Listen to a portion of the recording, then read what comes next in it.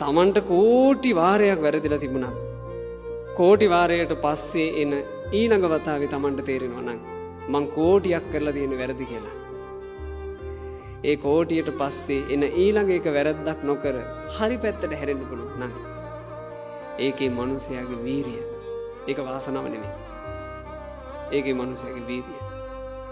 ඒක වාසනාවට පහළ වෙනකම් බලන් හිටියොත් එහෙම මැරෙනකම් වාසනාව නැත. ඒක වාසනාවකට පහළ වෙන්නේ. ඒක තමන්ගේ වීරියට අයිති එක. පින විදියට දැනගත්තට පස්සේ පින් කරන්න පටන් ගැනීම වාසනාවට නොවේ අයිති. ඒක වීරියටයි අයිති. පව විදියට දැනගත්තට පස්සේ පව අතහැරීම වාසනාවට නෙමෙයි අයිති. ඒක වීරියටයි අයිති. කුසලේ විදියට දැනගත්තට පස්සේ කුසලේ වඩන්න පටන් ගැනීම පිනකට වාසනාවකට නෙමෙයි පින්වතුනි අයිති. ඒක වීරියට අයිති. තමන්ට අකුසලේ කියලා තේරුණාට පස්සේ අකුසලේ අතහැර ගන්නට යම්කිසි ජවයක් එනවා නම් ඒක ඔයාලගේ පින නෙමෙයි. ඒක ඔයාලගේ වාසනාව නෙමෙයි. ඒක ඔයාලගේ වීරිය. අපි ගොඩාක් වරද්දගත්ත මොකද්ද පටලගත්ත තැන මම මේ ඔයාලට ඉස්මතු කරේ.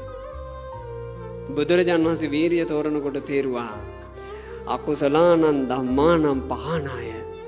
අකුසල් දහම් ප්‍රහාණය පිණිසත් කුසලානං ධම්මානං උපසම්පදාය.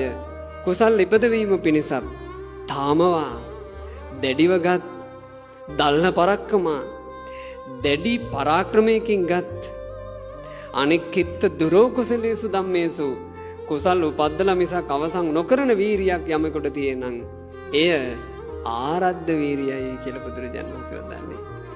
ඒකට බුදුරජාණන් වහන්සේ වදාළේ නෑ ඒක වාසනාවයි මහණෙනි ඒක පිනයි කියලා. ඒ වීරිය.